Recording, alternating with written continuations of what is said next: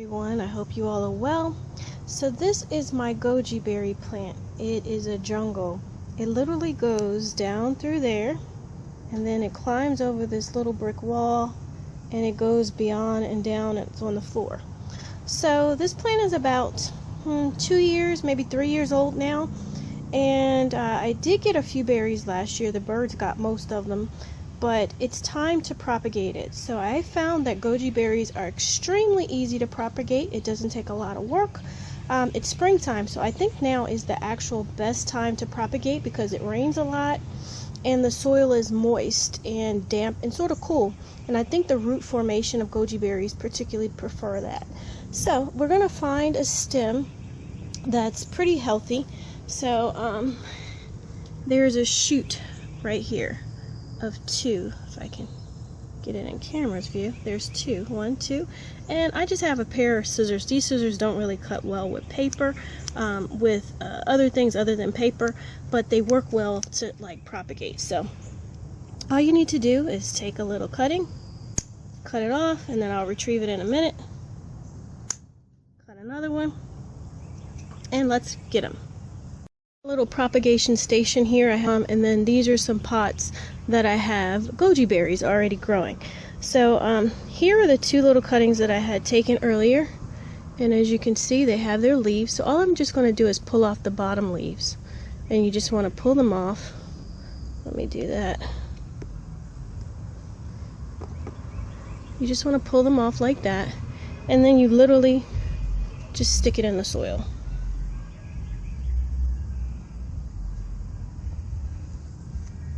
And that's it. Give it a few weeks and they'll grow.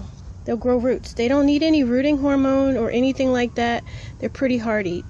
Also note that goji berries have a small amount of thorns on them, so just be careful. This one doesn't have any. The younger shoots don't have thorns, but if you look at this older shoot here, it does.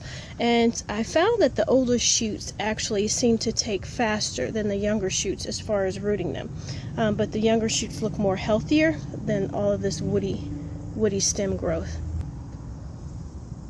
Took off the leaves there, and so this pot has a little bit of room for another. We'll just stick it in there. And these are some more mature shoots that I've taken earlier, and this one's a little bit more woody. It will root, so we're going to go ahead and put this one in as well. The lower leaves are pretty much already removed for that one, so we're just going to stick him on the corner of this pot there. And I have just one more. So this one looks a little spiny right here. So this one is a large rooted piece or cutting, and so again, here is the actual cutting, and I cut it at an angle, just a tiny angle, and I'm just going to stick it in here. And I don't know if you guys notice, but I do put banana peels in the soil. I read that banana peels help to speed up the rooting process, so I haven't had any problems with it, so I do put that in my plants. But I'm gonna stick that one in there. Oops, I bent that one a little bit, but it's okay, it'll recover.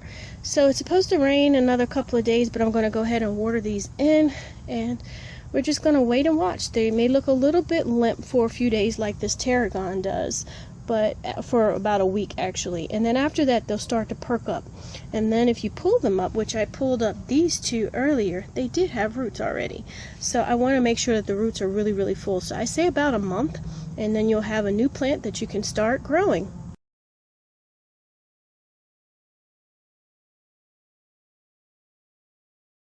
So here is a goji berry cutting that successfully rooted. I say out of most of the cuttings, I would say I have a 98% success rate. And what I've also found is if you use leaf mold, old leaves that you've saved from the fall, at the bottom of the pot. So as the roots grow down, as the roots grow downward in the compost, if you have leaf mold, that seems to make a higher yield success rate. So compost, or if you have total leaf mold or total compost, can potentially work, but I think the combination of the 2 is the best. So here's one. I have found that they start to wither a little bit once they're getting ready to root, so you may lose most of the leaves, but once you can tell that they have rooted, now let me bring it up here, you will see new leaves start to form. And this one lost most of its leaves because the leaves start to look withered. Let me show you one of those, matter of fact. Let's see what we have. Let's go along here. I know this little propagation station looks a little bit crazy, but this is what I'm talking about. So as you can see, this one looked like it was dried up, but this is I wouldn't say it's fully old stem, hardwood stem.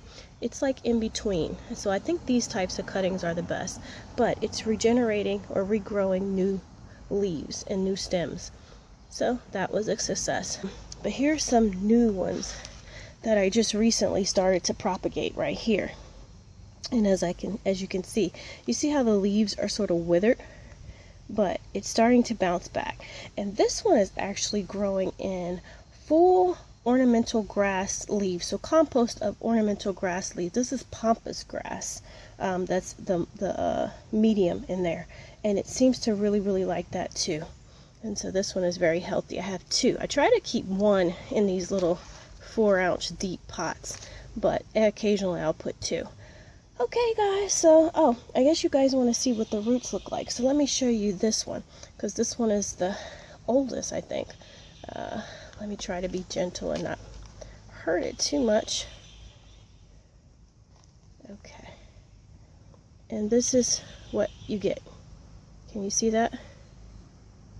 Let's see if the camera really focuses. Okay, so yeah, this is a full little plant now, ready to grow. Alright, so again, a 98% success rate if you use compost with leaf mold at the bottom. Alright guys, thanks so much for watching. Till next video. Bye.